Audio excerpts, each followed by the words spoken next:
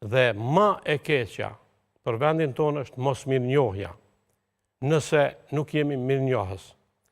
çfarë ndaj popullit tonë, që ka përkra luftën për liri, që ka qenë në nivelin e sakrificës sublime. Nëse kem pas miq që i kanë dalë krah Kosovës, pikërisht pse ka qenë në tillë gjendje, ato marrëdhënie duhet të forcohen tani. Duhet të zhvillohen në mënyrë që të mundet Kosova, përveç potencialit që e ka të brendshëm, ta shfrytëzojë edhe atë, duke e marrë përkrahjen e aleatëve, qoftë në planin politik, qoftë në atë diplomatik, cila është tash pjesa tjetër, është pjesa armiqësore ndaj Kosovës, e Serbisë,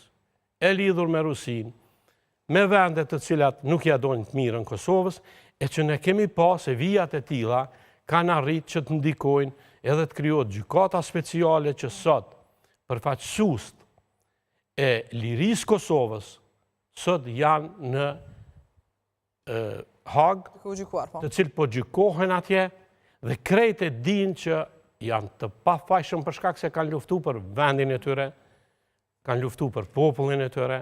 edhe janë ata që edhe bashkësia ndërkombëtare, sidomos Shtetet e Bashkuara të Amerikës, i kanë pas krah të fuqishëm qoftë edhe në dialogun e më të tjeshëm në krijimin e institucioneve dhe të pavarësisë Kosovës. Dhe tash, stimulimi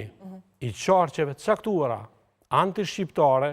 po vepron edhe me një pjesë e cila që po prodhon në të kaluarën pikërisht, në të kaluarën. Po polarizon kaq shumë qytetarët, po polarizon kaq shumë shoqërinë kosovare duke i ndarë në të tillë shpesh duket sikur në heronj dhe në tradhtar, po këta të fundit janë shumë më shumë, sepse duket se është veç një, nuk ka mes, janë veç dy grupe ekstreme, ata që janë me vetëndosjen dhe ata që nuk janë me vetëndosjen e që shpesh më pas cilësohen edhe si tradhtar dhe u vihen lloj-lloj epitetet e tjera. Shikoni, misioni i udhëheqësve politik është që s'parit të kërkojnë unitet brenda popullit. E dyta është mision i tyre që të bashkëpunojnë mes vete dhe të krijojnë institucione valide të cilat e funksionalizojnë Kosovën. Njëkohësisht, nëse ka ndonjë rast që mund ndodhë ndonjë incident,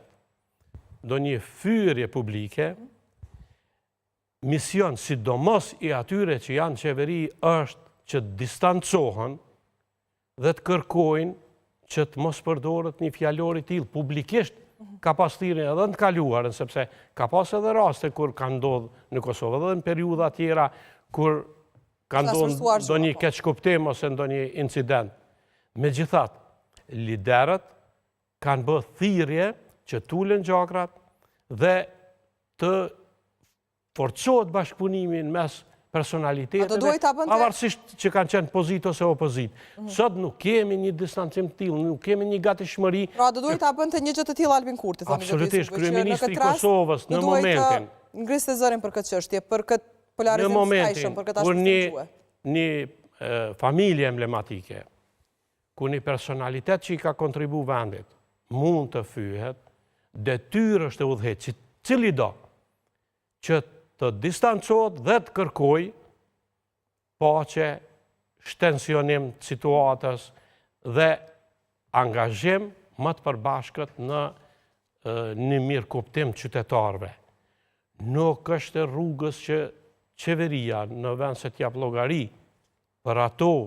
çka ka ndodhur, qoftë në investime nëse ka ndodhur, e që ne po shohim se s'ka ndodhur, 20 miliard janë për 6 vjet e nuk dihet